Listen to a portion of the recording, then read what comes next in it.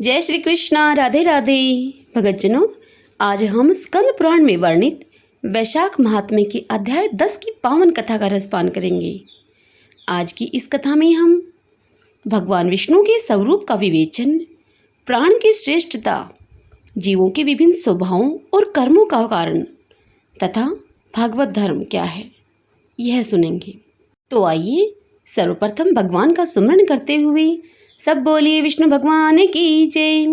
ओम नमो भगवते वासुदेवाय, ओम माधवाय नमो नमः। आइए अब कथा सुनते हैं। व्याध ने पूछा कि हे ब्राह्मण, आपने पहले कहा था कि भगवान विष्णु की प्रीति के लिए कल्याणकारी भागवत धर्मों का और उनमें भी वैशाख मास में कर्तव्य रूप से बताए हुए नियमों का विशेष रूप से पालन करना चाहिए। वे भगवान विष्णु कैसे हैं, उनका क्या लक्षण है, उनकी सत्ता में क्या प्रमाण है तथा वे सर्वव्यापी भगवान किनके द्वारा जानने योग्य हैं। वैष्णव धर्म कैसे हैं और किससे भगवान श्री हरि प्रसन्न होते हैं। हे महामते, मैं आपका किंकर हूँ, मुझे ये सब बातें समझाइए। व्याध के इस प्रकार पूछने पर शंख ने रोग शोक से रहित संपूर्ण जगत के स्वामी भगवान नारायण को प्रणाम करके कहा कि हे व्याध, भगवान विष्णु का स्वरूप कैसा है यह सुनो। भगवान समस्त शक्तियों के आश्रय, संपूर्ण गुणों की निधि तथा सबके ईश्वर बताए गए हैं। वे निर्गुण, निष्कल और अनंत हैं। सच्चित और आनंद, यही उनका स्वरूप है। यह जो अखिल चराचर जगत है, अपने अधीश्वर और आश्रय के साथ नियत रूप से जिसके वश में स्थित हैं, जिससे इसकी उत्पत्ति, पालन, संहार, पुनरावर्ती तथा नियमन आदि होते हैं। प्रकाश, बंधन, मोक्ष और जीविका, इन सब की प्रवृत्ति जहाँ से होती है, वे ही ब्रह्मा नाम से प्रसिद्ध भगवान विष्णु हैं। वे ही विद्वानों के सामान्य सर्वव्यापी परमेश्वर हैं। ज्ञानी पुरुषों ने उन्हीं को साक्षात पर ब्रह्मा कहा है। वेद, शास्त्र, स्मृति, पुराण, इतिहास, 5 रात्र और महाभारत, ये सब विष्णु स्वरूप हैं। विष्णु ही प्रतिपादक हैं। उन्हीं के द्वारा महाविष्णु जानने योग्य हैं। वेद सनातन देव भगवान नारायण को कोई इंद्रियों से, प्रत्यक्ष प्रमाण के द्वारा, अनुमान से और तर्क से भी नहीं जान सकता है। उन्हीं के दिव्य जन्म, कर्म तथा गुणों को अपनी बुद्धि के अनुसार जानकर उनके अधीन रहने वाले जीव समूह सदा मुक्त होते हैं। यह संपूर्ण जगत प्राण से उत्पन्न हुआ है, प्राण स्वरूप है, प्राण रूपी सूत्र में पिरोया हुआ है तथा प्राण से ही चेष्टा करता है। सबका आधारभूत यह सूत्रात्मा प्राण ही विष्णु है, ऐसा विद्वान पुरुष कहते हैं। व्याध ने पूछा कि हे ब्राह्मण, जीवों में यह सूत्रात्मा प्राण सबसे श्रेष्ठ किस प्रकार है। तब शंख ऋषि ने कहा, हे व्याध, पूर्व काल में सनातन देव भगवान नारायण ने ब्रह्मा आदि देवताओं की सृष्टि करके कहा, हे देवताओं, मैं तुम्हारे सम्राट के पद पर ब्रह्मा जी की स्थापना करता हूँ। यही तुम सबके स्वामी हैं। अब तुम लोगों में से जो भी सबसे अधिक शक्तिशाली हो, उसे तुम स्वयं ही युवराज के पद पर प्रतिष्ठित करो। भगवान के इस प्रकार कहने पर इंद्र आदि सब देवता आपस में विवाद करते हुए कहने लगे कि मैं युवराज बनूंगा, मैं युवराज होऊंगा। किसी ने सूर्य को श्रेष्ठ बताया तो किसी ने इंद्र को। किन्हीं की दृष्टि में कामदेव ही सबसे श्रेष्ठ थे। कुछ लोग मौन ही खड़े रहे।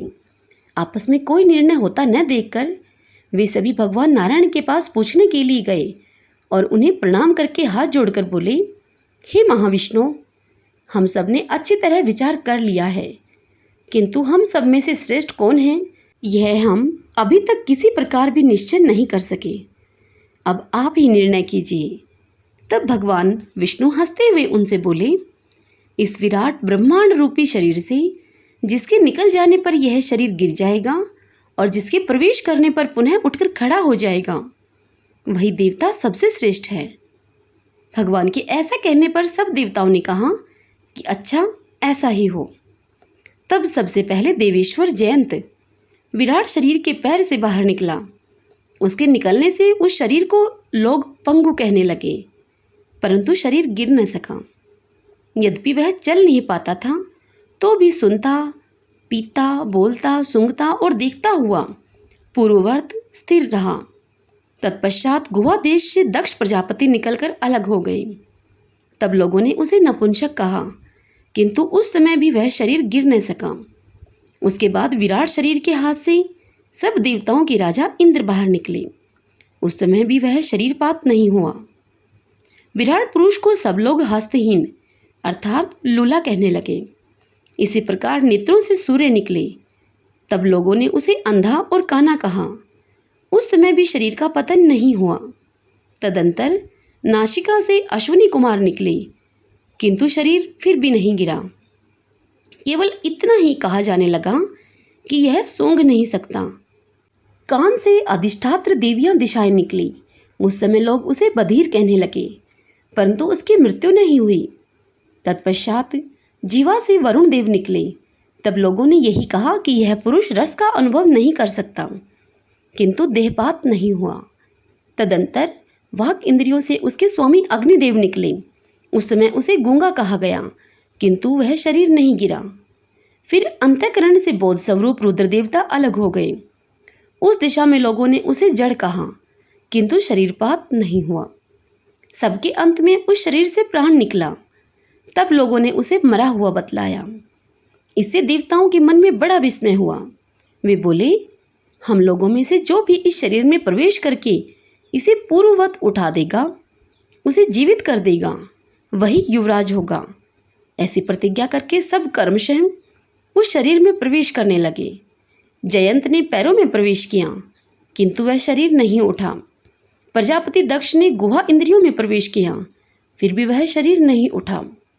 इंद्र ने हाथ में, सूर्य ने नेत्रों में, दिशाओं ने कान में, वरुण देव ने जीवा में, अश्विनी कुमार ने नासिका में, अग्नि ने वाक इंद्रिय में तथा रुद्र ने अंतःकरणों में प्रवेश किया, किंतु वह शरीर फिर भी नहीं उठा। सबके अंत में प्राण ने प्रवेश किया। तब वह शरीर उठकर खड़ा हो गया। बल, ज्ञान, धैर्य, वैराग और जीवन शक्ति में प्राण को ही सर्वाधिक मानकर देवताओं ने उसी को युवराज पद पर अभिषिक्त किया। इस उत्कृष्ट स्थिति के कारण प्राण को उकत कहा गया है। अतः समस्त चराचर जगत प्राणात्मक है। जगदीश्वर प्राण अपने पूर्ण एवं बलशाली अंशों के द्वारा सर्वत्र परिपूर्ण है। प्राणहीन जगत का अस्तित्व नहीं है।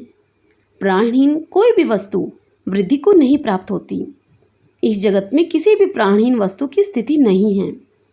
इस कारण प्राण सब जीवों में श्रेष्ठ, सबका अंतरात्मा और सर्वाधिक बलशाली सिद्ध हुआ। इसीलिए प्राणों उपासक प्राण को ही सर्वश्रेष्ठ कहते हैं। प्राण सर्वदेवात्मक है। सब देवता प्राण में हैं। वह भगवान वासुदेव का अनुगामी तथा सदा उन्हीं में स्थित है। मनीषी पुरुष प्राण को महाविष्णु बल बतलाते हैं। महाविष्णु के महात्म्य और लक्षण को इस प्रकार जानकर मनुष्य पूर्व बंधन का अनुसरण करने वाले अज्ञानमय लिंग को उसी प्रकार त्याग देते हैं जैसे कि सर्प पुरानी केंचुली को। लिंग देह का त्याग करके वह परम पुरुष अनामय भगवान नारायण को प्राप्त होता है। हरि ओम तत्सत। भगतजनों, स्कंद पुराण से वर्णित वैशाख महात्म्य के इस अध्याय की यह कथा यहीं संपूर्ण होती है। इससे आगे की कथा हम कल अगले अध्याय में सुनेंगे।